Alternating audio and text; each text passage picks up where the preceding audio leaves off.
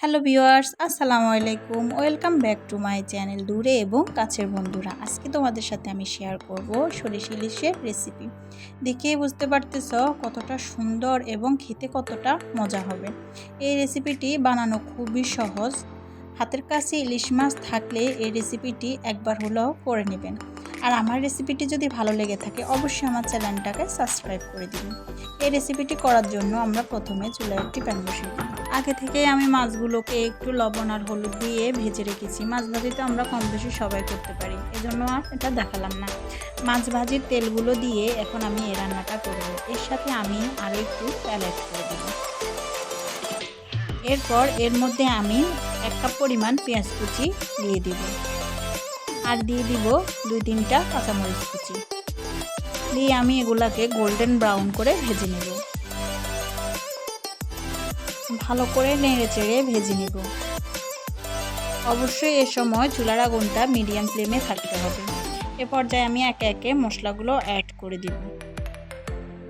দিয়ে দিলাম 1 চা চামচ পরিমাণ রসুন বাটা দিয়ে একটু তেলের মধ্যে ভেজে নেব।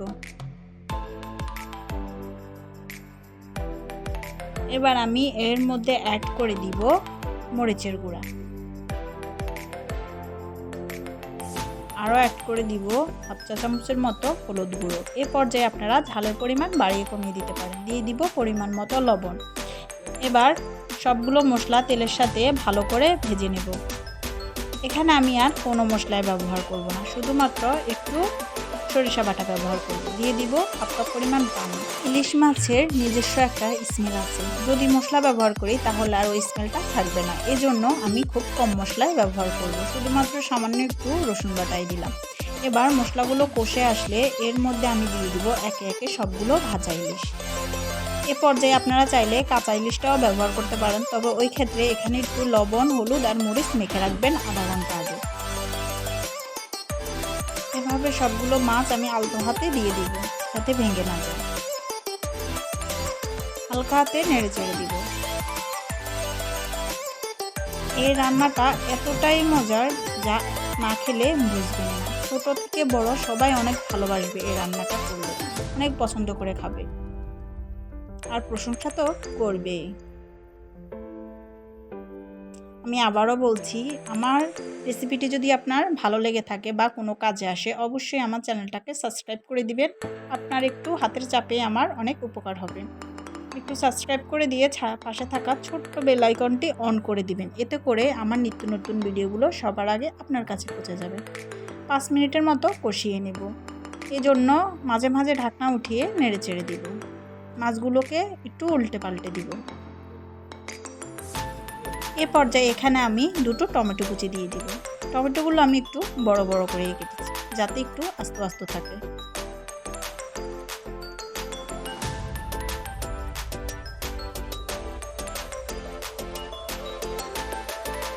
এই মাছে খুব কম পরিমাণ পানি ব্যবহার করতে হবে, যেহেতু একটু মাছটা আগে থেকেই ভাজা ছিল। এবার এর মধ্যে আমি আরও 1 কাপ পরিমাণ পানি মিশিয়ে দিব, আর দিয়ে দিব সরিষা বাটার গ্রেভি। এই সরিষাটা আমি বেটে চালনি দিয়ে ছেঁকে নিয়েছি। ছেঁকে নিলে সরিষার যে চামড়া ওগুলা থাকবে না, আর ভেসে থাকলে ওইটা বাজা দেখা যায়, এই কারণে একটু ছেঁকে নেবেন। এবার আমি আরও 10 মিনিট রান্না করব, এজন্য ঢেকে দিব। মাঝে মাঝে ঢাকনা উঠে নেড়ে চেড়ে দিব। আমার রান্নাটা প্রায় শেষ পর্যায়ে, আর একটু রান্না করলে হয়ে যাবে। মাছগুলোকে হালকা হাতে একটু উল্টে পাল্টে দিব। আপনারা চাইলে এ পর্যায়ে নামিয়ে নিতে পারেন, তবে আমি একটু শুকনা শুকনা করব। আর এটা ঝোল থাকলেও ভালো লাগে, শুকনা থাকলেও ভালো লাগে।